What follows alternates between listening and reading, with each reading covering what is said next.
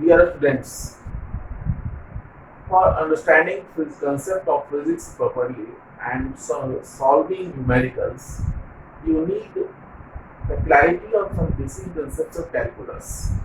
So let us see the basics of calculus which will be required throughout this journey of our learning and understanding the concept of physics.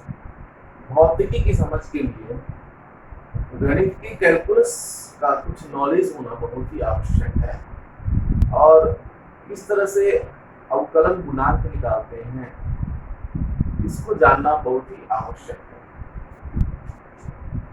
सबसे पहले हम लोग समझेंगे कि function क्या होता है। फंक्शन क्या होता है? फंक्शन क्या होता है? आप लोग हमेशा देखते होंगे कि y is equal to there are written some concept like x squared plus 2x plus 1. Similarly, we will find y is equal to 2x plus sin theta. Sorry, sin x. So, what is the meaning of this kind of relationships? What is the meaning of this kind of relationship? We are finding that if we put some value for x, if we take this case, then we will automatically get the value of y. Like here it becomes 1 plus 2 plus 1, that is 4.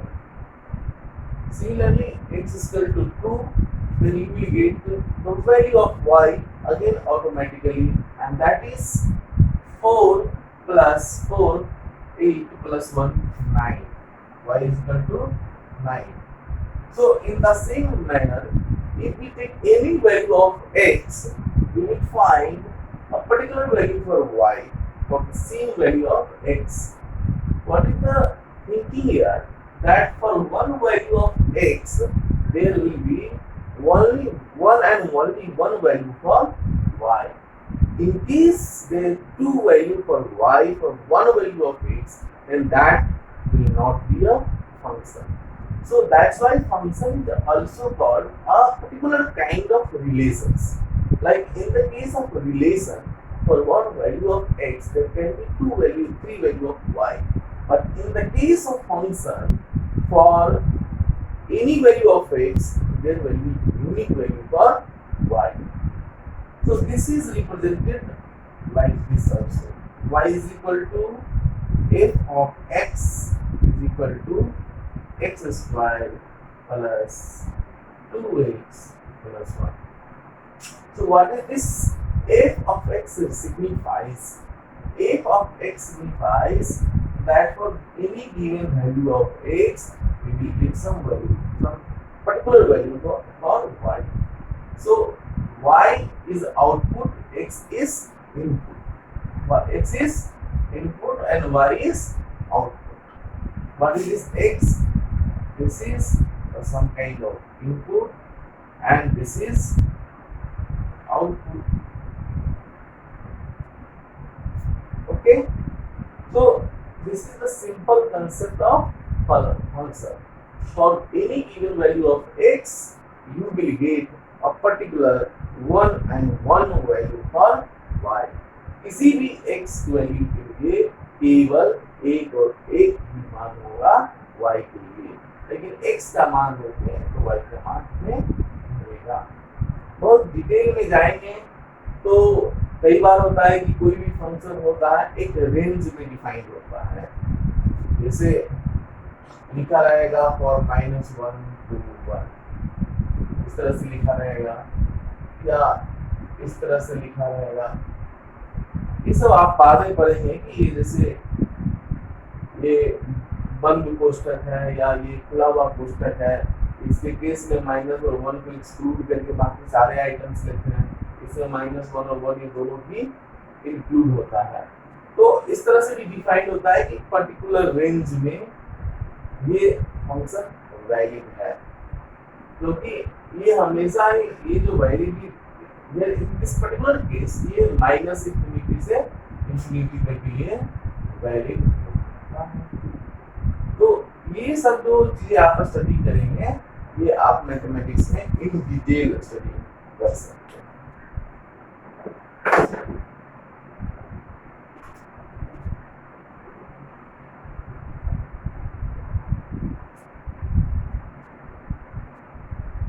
केवल x के term में ही नहीं हो सकता है। जैसे हम बोल रहे कि y is equal to sine theta, तो इसका मतलब क्या हो गया, ये y is equal to F of theta है। तो यहाँ पे वेरिएबल बदल गया, दिस इज थीटा एंड इसका आउटपुट स्टिल y है। ये y को भी आप बदल सकते थे, आप t is equal to F of theta is equal to cos theta. तो ये एक प्रकार का एक्सप्रेशन है जो आपको बताता है कि फंक्शन है किसी भी थीटा वैल्यू के लिए मिलेगा पर्टिकुलर वैल्यू ऑफ t।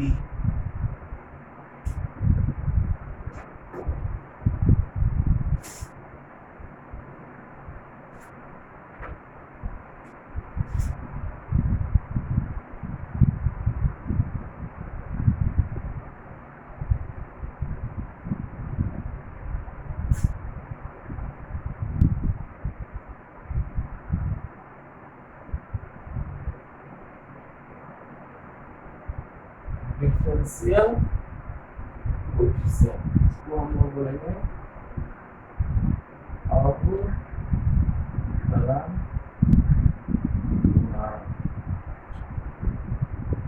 ये क्या है? तो हम लोगों ने अभी देखा था कि y is equal to F of X, let us say this is X square. So if we are taking x is equal to 2, then we are finding y is equal to 4. When we are taking x is equal to 2.1, then y is equal to 4.41. When x is equal to 2.01, then y is equal to 4.0401.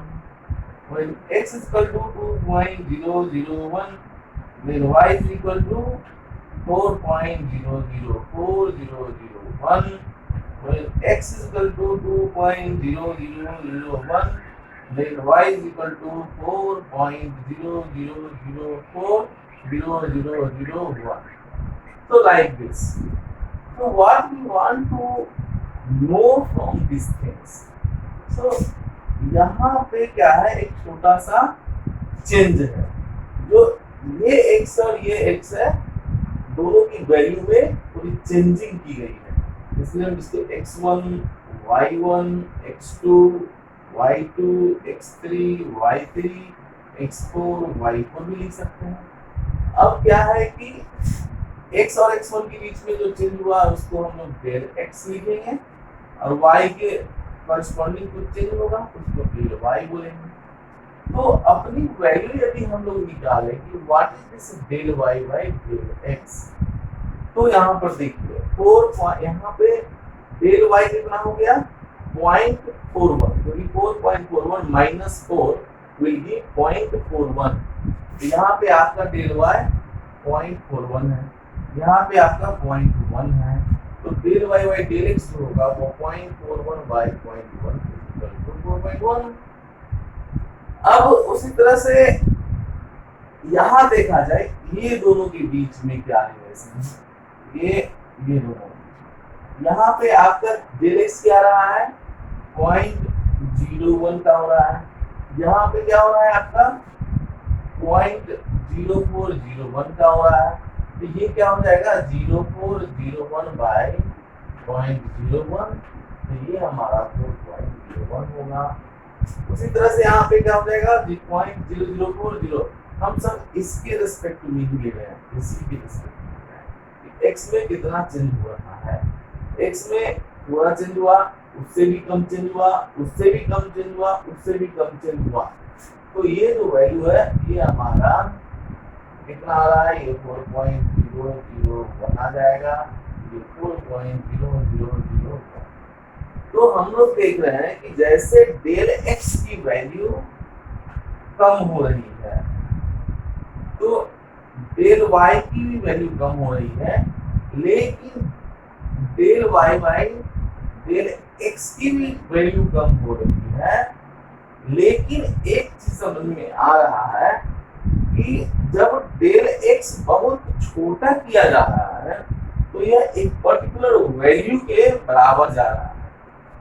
ये जो del Y del x है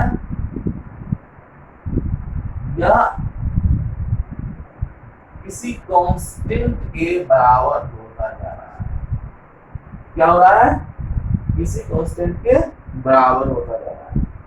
अगर del x को बहुत ही छोटा कर दिया जाए, जैसे 0.0000001, उस कंडीशन में जो del Y by D X है वह एक फिक्स्ड लाइक यहाँ पे 4 हो जाएगा।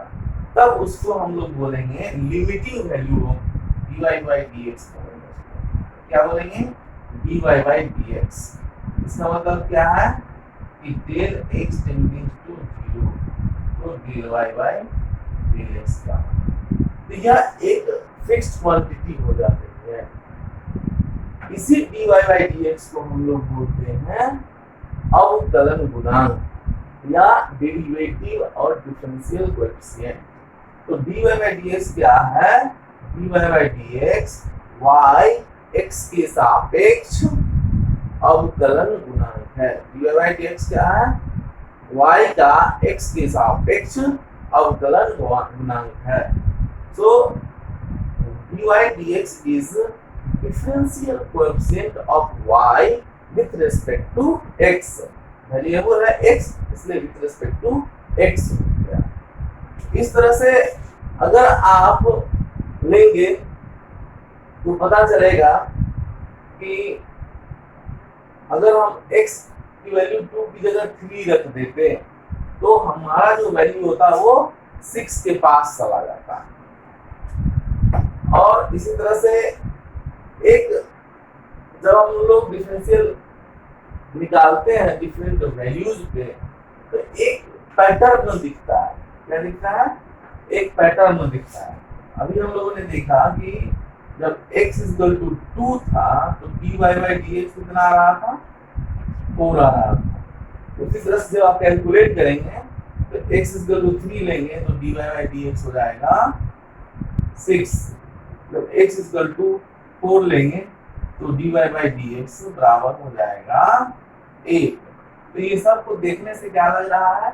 एक रिलेशनशिप निकल रहा है कि ये 2x के बराबर हो रहा है, ये भी 2x के बराबर हो रहा है, ये भी 2x के बराबर हो रहा है। इसका मतलब क्या है? यदि y equal to X square होगा तो dy बाई dx जो होगा वह 2x होगा। समझ में आ गई बात? तो इस तरह से हमारा डिफरेंशियल इक्वेशन मिल गया, डिफरेंशियल कोएफिशिएंट मिला। अब आपको ये जो डिफरेंशियल कोएफिशिएंट है कुछ पर्टिकुलर फंक्शंस के आपको याद रखने पड़ेंगे। यदि आप उसको याद नहीं रखेंगे तो आप डिफरेंशियल कोएफिशिएंट किसी भी एक्सप्रेशन का निकाल नहीं सकते। इसलिए आप जैसे मान लीजिए कि y is equal to X to the power n, तो आपका dy बाई dx क्या होगा? n x n माइनस 1 होगा। ठीक है, n x n माइनस 1 होगा। लेट अस सी, अगर n इज इक्वल टू 1 होता तो y is equal to x हो गया। dy बाई dx क्या होगा? n को लेना होगा 1, x को 1 माइनस 1 x 0। दैट मीन्स कि ये 1 हो गया। किसी भी संख्या का पावर 0 होता है उसका मान 1 हो जाता है। अगर हम इसको n की जगह 0 लिए होते तो क्या होता? तो ये y equal to x to the power 0 होता, ये 1 होता। तो dy बाई dx क्या हो जाता? 0 multiplied by x 0 minus 1। That means 0 upon x और दैट इज 0। इसका मतलब क्या है? ये x टू दी पावर 0 का मतलब हो गया 1, दैट इज कांस्टेंट। कांस्टेंट का मतलब क्या हो गया कि x का वैल्यू भले ही चेंज करेंगे y की वैल्यू चेंज नहीं होगी, तो dx भले ही हमको नॉन जीरो है, dy जीरो होगा, इसलिए यहाँ पे आपको जीरो मिला। उसी तरह से यदि हमारे पास n की वैल्यू 5 होती तो क्या होता है, x y equal to x to the power 5 हो जाता। तो dy बाई dx कैसे निकालते हैं आप,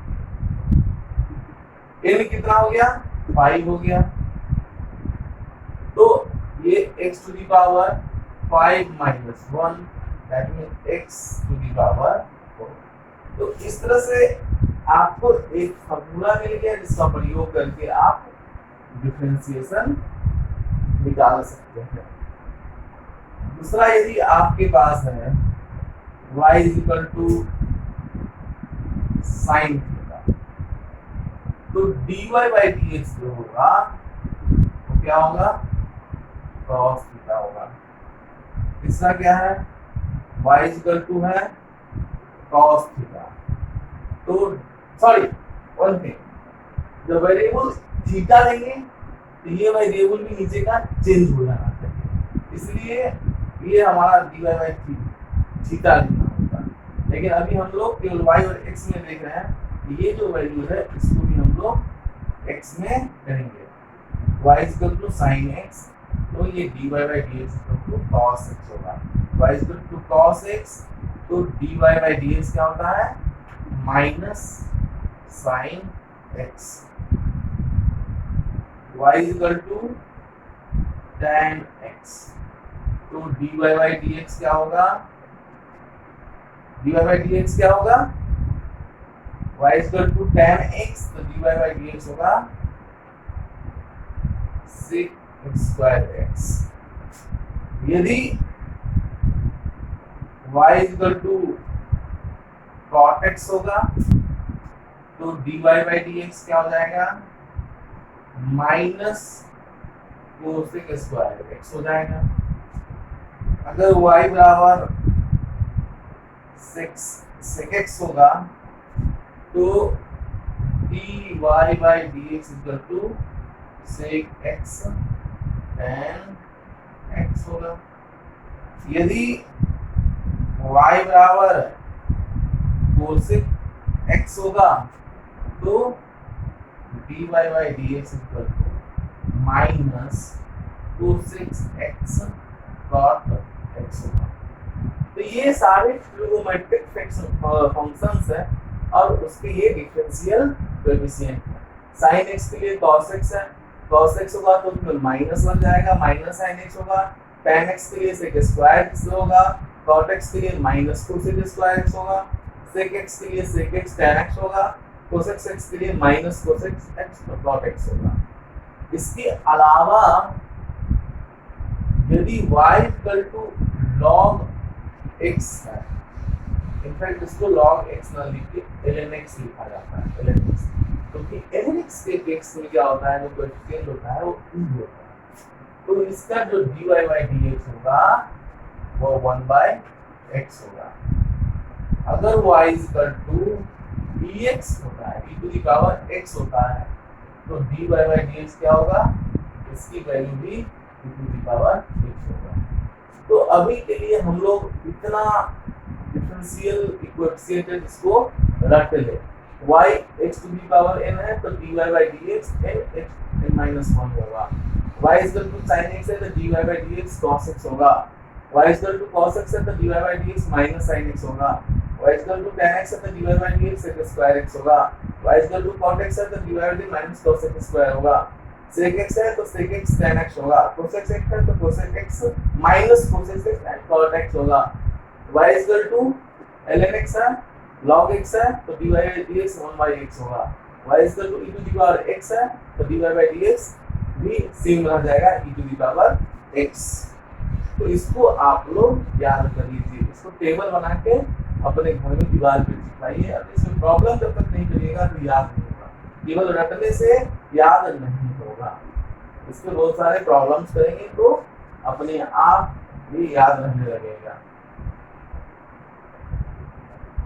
अब ये तो हम लोगों ने कुछ पार्टिकुलर डिफरेंशियल कोएफिशिएंट के बारे में समझा। लेकिन हमारे पास बहुत सारे एक्सप्रेशंस आते रहेंगे, तो उस कंडीशन में आप उसको कैसे करेंगे? जैसे अभी क्या है कि y x स्क्वायर है प्लस x है, तो इसमें कैसे आप dy बाई डी एक्स निकालेंगे?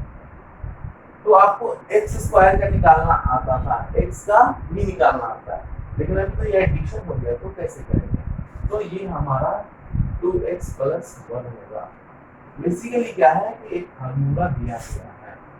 क्या फार्मूला दिया गया है कि यदि y is equal to like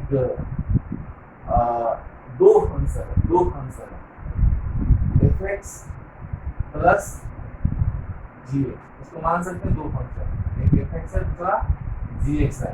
तो इस कंडीशन में जो dy बाई डी एक्स होगा वह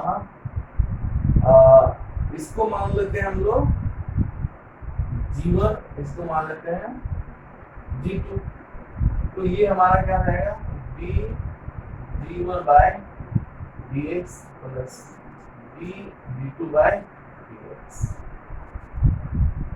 इनफैक्ट इसको y के फॉर्म में ही यदि रखा जाए, y के फॉर्म में ही रखा जाए,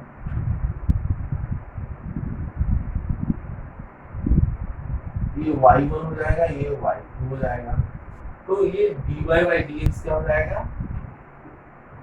dy1 by dx plus dy2 by, इसका मतलब क्या है? जैसे y equal to X square plus X है, एक्स स्क्वायर एक फंक्शन है, एक्स दूसरा फंक्शन है, और दोनों के बीच में एडिशन है, तो हम लोग क्या करेंगे? पहले इसका डिफरेंशिएशन निकालेंगे, फिर इसका डिफरेंशिएशन निकालेंगे, और उन डिफरेंशिएशन को भी हम लोग जोड़ देंगे। तो जैसे फंक्शन आपस में जुड़े हुए हैं, उसी तरह से डिफरेंशिएशन भी आपस में जुड़े होंगे। और ये प्लस की जगह माइनस होता तो क्या होता? तो ये भी हमारा केवल सिंपल एक्सप्रेशन से जुड़ा था। अगर एक्स स्क्वायर माइनस एक्स होता means F X minus D X होता, इसका मतलब D Y one by D X minus D Y two by D X हो जाता। अब मान लो कि हमारा दो फंक्शन है और वो दोनों का मल्टीप्लाई हो रहा है, लाइक हम इसको मान लेते हैं कि जैसे x साइन एक्स, तो यहाँ पर क्या देख रहे हैं हम लोग? हमको इसका अलग से निकालना आ गया, इसका अलग से निकालना आ गया, लेकिन ये जब दोनों साथ में है तो उसको निकालना हम लोगों ने नहीं सीखा था। तो ये दो फंक्शन मान लेंगे हम, एक को y1 मान लेंगे, दूसरा को y2 मान लेंगे, तब इसके बेसिस पे जो dx निकलेगा वो कैसे निकलेगा? dy dx निकलेगा कि जो दूसरा फंक्शन है उसको y2 रखिए और पहला फंक्शन से उसको डिफरेंशिएशन निकालिए, फिर इसको एडिशन करिए, पहला को बाहर करिए और दूसरा को निकाल दीजिए। तो ये एक एक्सप्रेशन है जिसके बेसिस पे आप ये इसका निकाल सकते हैं। ये क्या हो गया? सबसे पहले sin x बाहर किया तो dx बाई dx 1 हुआ, तो ये तुम्हारा sin x हो गया, प्लस x है d sin x by dx, तो वो x cos x हो जाएगा। मतलब क्या हो गया? ये sin x plus x cos x हो गया। उसी तरह से अगर ये y equal to y1 upon y2 होता तो फिर क्या निकालते हैं? तो हम लोग निकालते हैं इसको y2 से मल्टीप्लाई करते हैं और ये हमारा dy1 बाई dx निकालते हैं, फिर y1 से मल्टीप्लाई करते हैं और ये हमारा dy2 बाई dx निकलता है, और इस टोटल को y2 के स्क्वायर से डिवाइड कर देते हैं, ये तुम्हारा निकल जाता है। चौथा क्या है? चौथा क्या है कि जैसे हम लोग y is equal to F X दिया हुआ है, इसका हम लोग डिफरेंशिएशन निकालते हैं dy बाई dx है। इसको हम लोग ऐसे भी कर सकते हैं, dy अपॉन कोई दूसरा वेरिएबल लेंगे, मान लो du लिया, तो ये नीचे du लाया तो ऊपर भी du लाना पड़ेगा और उसको अलग से कर सकते हैं।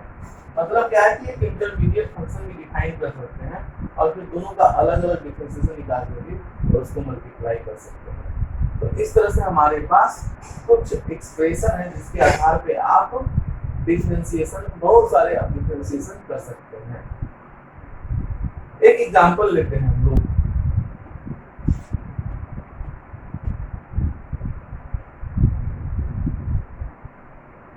क्या एग्जांपल लेते हैं? तो जैसे कि मान लीजिए हम लोगों ने देखा था y इक्वल टू 10x।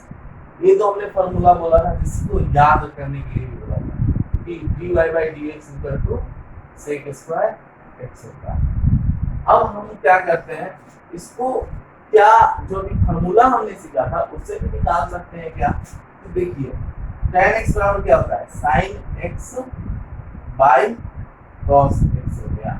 हमारे पास दो फंक्शन मिल गए, एक y1 equal to sine x मिल गया और दूसरा y2 equal to cos x मिल गया। ठीक है, अब हमारे पास y इक्वल टू क्या लिखे, y1 अपॉन y2 के फॉर्म में है। तो इसका फॉर्मूला क्या था, y2 dy by 1 by dx minus y1 dy2 by dx upon y2 square. ठीक है, ये निकाला था।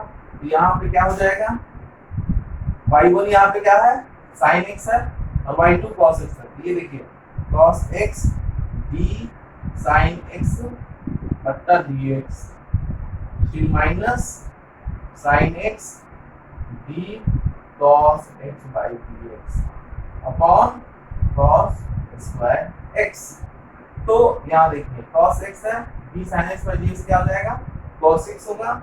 ये cos x multiplied by cos x तो cos स्क्वायर x हो गया। ये माइनस sin x है, cos x का क्या होगा, माइनस और sin x होगा तो माइनस माइनस ये प्लस हो जाएगा, ये sin स्क्वायर x हो जाएगा और ऊपर नीचे में ऑलरेडी cos स्क्वायर x है। अब sin square x plus cos x क्या होता है, 1 होता है। ये 1 बाई cos स्क्वायर x हो गया equal to sec square x हो गया। इस तरह से यदि देखा जाए तो हमारे पास जो number of basic differential equation जिसको याद रखना है, डिफरेंशियल कोएफिशिएंट जिसको याद रखना है, वो भी कम हो जाएगा।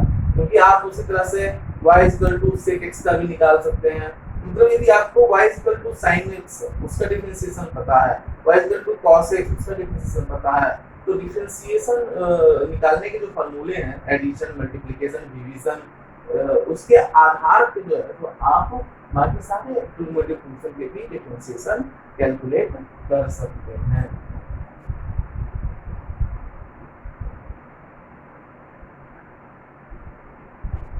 इस तरह से बहुत सारे एग्जांपल्स आपको दिए गए हैं, उन सारे एग्जांपल्स को आप करेंगे तो धीरे धीरे डिफरेंशियल इक्वेशन कोएफिशिएंट निकालने में भी आप माहिर हो जाएंगे। और जितना आसानी से आप डिफरेंशियल कोएफिशिएंट निकालना सीख जाएंगे, आपके लिए प्रॉब्लम को सॉल्व करना उतना ही आसान होगा। तो यदि आप भौतिकी को पढ़ना चाहते हैं तो आप इन सारे डिफरेंशियल इक्वेशंस को मेमोराइज कर लीजिए, उसको याद कर लीजिए और उसका उपयोग कैसे करते हैं यह सीख लीजिए। कम से कम आप इसको 50 से 100 सवाल किसी भी बुक से करेंगे तो आपको इसमें बहुत ही फायदा होगा, बहुत ही लाभ होगा। तो आप लेजी न बनो, सवाल करो, प्रॉब्लम करो और अपनी एक्सपर्टाइज को बढ़ाओ।